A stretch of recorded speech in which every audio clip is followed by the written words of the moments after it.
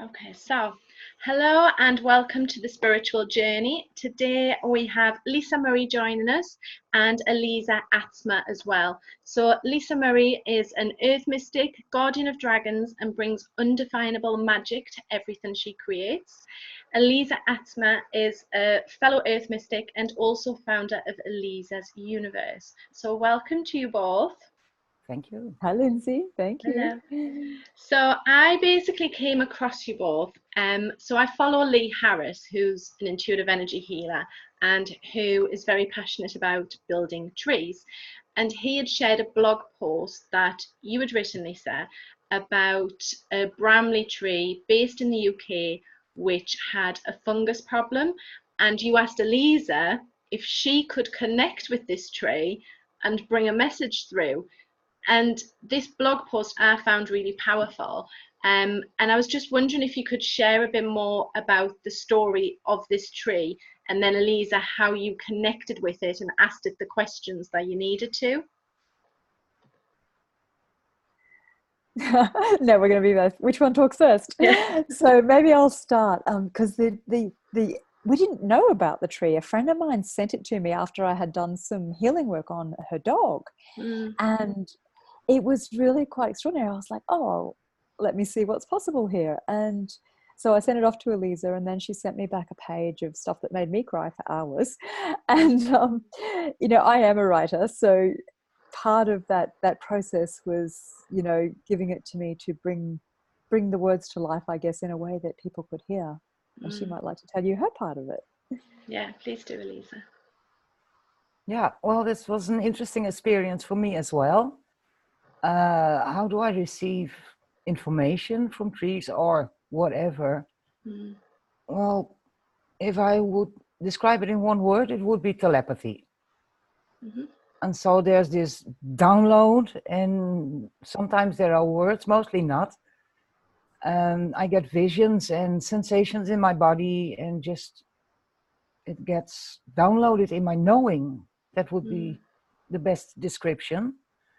And so I wrote down what I perceived during that conversation. Well, exchange of information, let's call it that way, because that's a better explanation. And as you know, I'm based in the Netherlands. English is my third language. And the tree was very clear. She wanted this message to go into the world. And well, Lisa sent me the original ask anyways.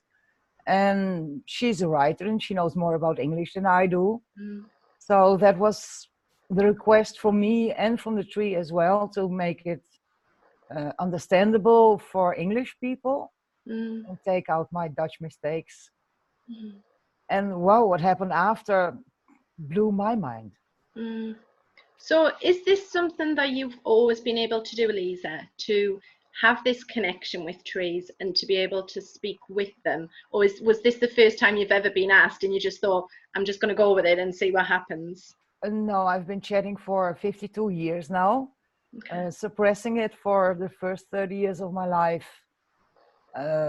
being in an environment where this is not acceptable information.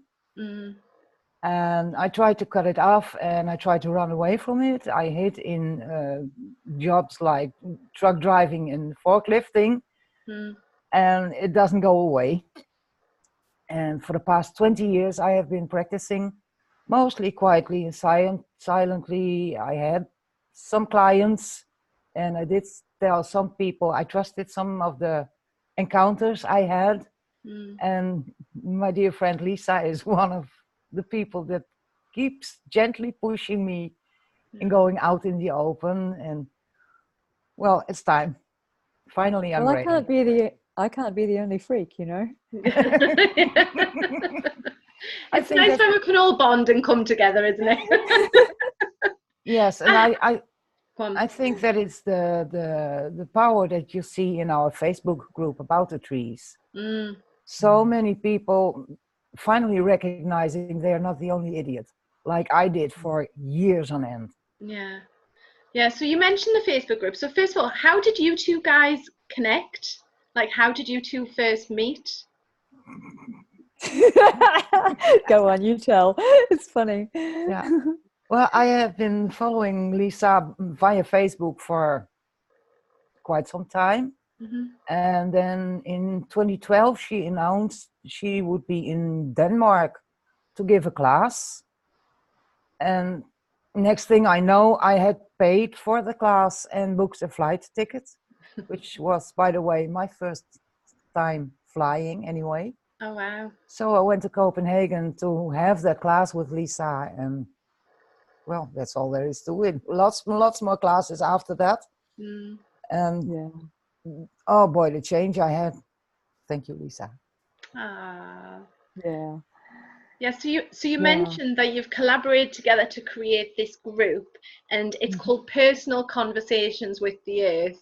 And I love the title. And like I just said before, you know, when I was just looking at these pictures, one of the things I was thinking I love about social media is that it can connect us in ways that are otherwise just not possible. So there are some of these trees that people are never going to get the chance to see in real life, but with the Facebook group, people are able to see all these different trees and are able to connect with them by looking at them, as well as sort of obviously engaging with each other. So what was the purpose of you both putting this Facebook group together? Was it just about trees and energy? I think what I started seeing, because in that post that I did at the Wish of the Dying Tree, I mean, we had a lot of comments and a lot of shares on that. And one of the things I noticed was people were so relieved that someone was talking about this, that someone was talking about that you could talk to trees.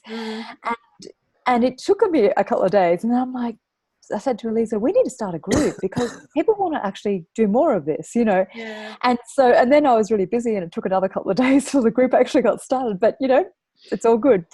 And I think, you know, as the group has gone, like it's grown incredibly quickly. It will be a month old tomorrow, actually, as of, you know, yeah. And we've got 1,600 people in there, and it's a very active group. You know, there's been, I think, almost 47,000 interactions in the group in that time, which is quite incredible. And I think what's really important about it is that it does connect people with the trees, with the earth, with themselves, you know, and it's a space for people to bring their, I'm going to say their unseen, unacknowledged gifts very much to the fore without, you know, fearing that someone's going to laugh at them or someone's going to make fun of them. Because I think, you know, in the, I'm going to say the normal world, I don't know what else to call it, you know, there's a lot of people who don't get what we know. And we have, I mean, I always have this view that we have experiences that the rest of the world hasn't caught up with yet. And I think it's very important that there are places for people to actually express that and to share that and to learn from each other as well. Because, I mean, you know, Eliza talks to trees in one way. I have a different communication with them. Other people have other communications. And it's just really important that everyone's voice, you know, and the trees and the earth and the animals is heard in all the different ways. Yeah. And so do you think people have always had, I mean, it stems back to years and thousands of years ago, doesn't it, where we've had this connection with nature, and then we had this massive disconnect where it was like, oh, it's there, it looks pretty, but we weren't necessarily having those interactions and engagements. So do you feel like people are starting again to look at, like, how can we reconnect again with the earth and with trees? Yeah, look, there's always been an undercurrent that has been connected. But of course, you know, like if you look at the witch burnings and you look at a lot of the religions taking over the pagan practices, you know, all of those things did a lot of, I'm going to say damage for want of a better word, in terms of people being willing to be open about these things. So I feel like there's always been an undercurrent of it there. And yet now is the time to bring it out and to actually connect through nature, because, you know, without the earth, without nature, we're nothing. We're not here, you know.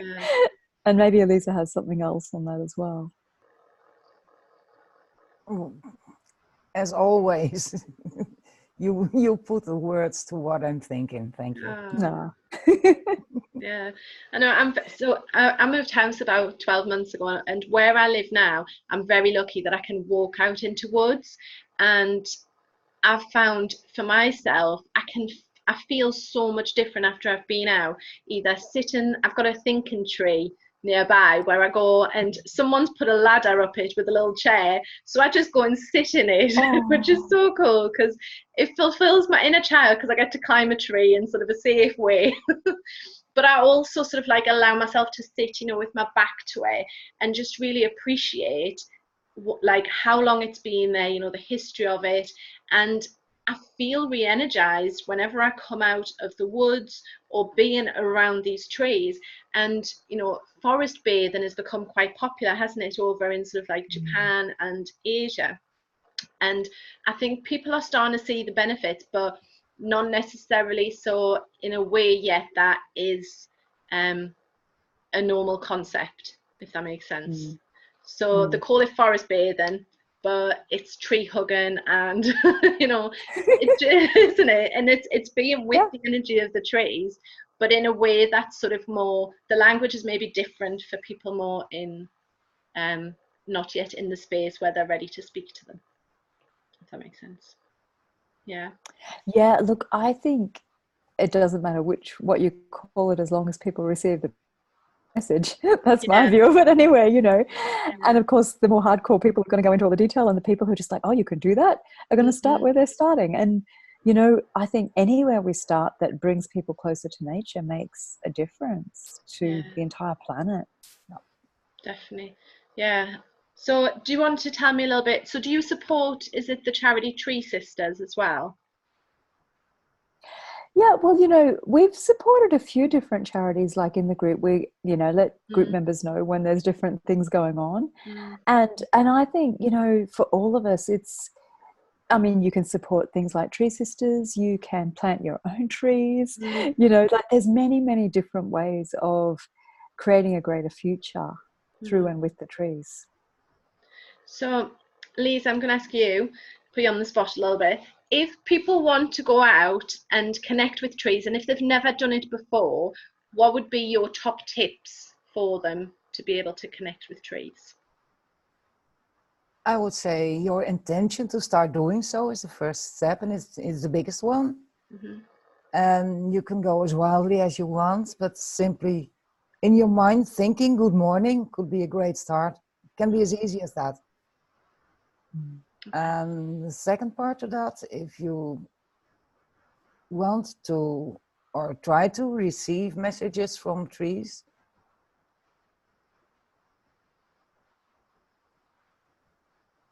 as hard as it seems, shut up your thinking. And don't have a prescribed vision of what it should be. Like for me, I get downloads and I feel the energy coming into my headspace. But a simple change in temperature could be your way of receiving the energy. And someone else gets dreams. I get receive a lot of information in my dreams as well. But it's different for everybody. And as long as you're not fixed on this is how it should be for me, but let's see what shows up and pay attention to what shows up. It can be as simple as a change in temperature or having goosebumps or feeling a part of your body different than what it was an hour before. That's the fun part of it. And probably also the challenging part is to find out, pay close attention and acknowledge how it works for you. But a simple good morning, it's a great start. Some really good tips, thank you. And what benefits will people see by starting to connect more with trees and nature? It's hard to predict because it's different for everybody. What it does for me, it gives me insights in different points of view that totally blow my mind. Things I never thought about that are brought to my attention from the tree's perspective. And I'm like, wow, thank you for that. And my biggest benefit is I don't have to judge anything anymore. There's always a different side to the story that I had never acknowledged before. and the no judgment and the acknowledgement of what I am and what I receive. The message in that moment is true for me, and that's all I need to know. It can change over time. Yeah. Yeah, and I would add to that, like, there's a sense of peace, I think, that comes when you really just connect. Like, if you put your hand on a tree and you're just really present with that, it's just, you know, that they're not in a hurry. You know, they really have a beautiful sense of peace. Even when they've got something to say that's quite, you know, clear, there's still peace there with that. And there was something else, and now it's gone. Anyway, it's gone. So yeah. And I think as well, when you're standing either with your hands on the tree or holding the tree or whatever it is you're doing, it also brings in that sense of mindfulness for you, doesn't it? Because you're so in that moment that you can't think about, you're not thinking about anything else, because like you said, it is just so peaceful, and you become more aware of your surroundings, don't you, and the noises and just everything else. And I just, yeah, for me, I feel like just going out and just having that walk, being near trees, is just, it's such a break, you know, from sort of like social media and from sort of like the humdrum of like everything else that's going on and the chaos and the busyness. Just taking that time out to just be with nature and be out there is just awesome. So I think what you guys are doing, like, like, I really appreciate the work that you guys are doing in terms of allowing people to have this space to share their stories and to really sort of, I think part of it is about respect as well, isn't it, for the trees that we do currently have and the earth that we have as well. Yeah, totally. I think respect, definitely, and a sense of trust and honor, you know, because we're all in this together. And I think people have created a lot of separation between us and nature, you know, as evidenced by the social media and, you know, all that busy kind of stuff and being in the city and going to work. Like, there's a lot of separation.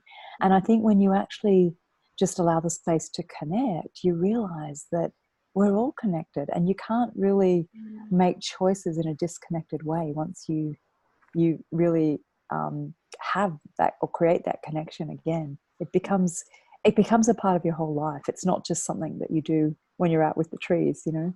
Yeah, no, that makes sense. It's like you bring it back in, don't you? So you go out there, you have that mindfulness, you have that connection, then you bring it back into your home, don't you, and carry on that sort of sense of peace, if you like.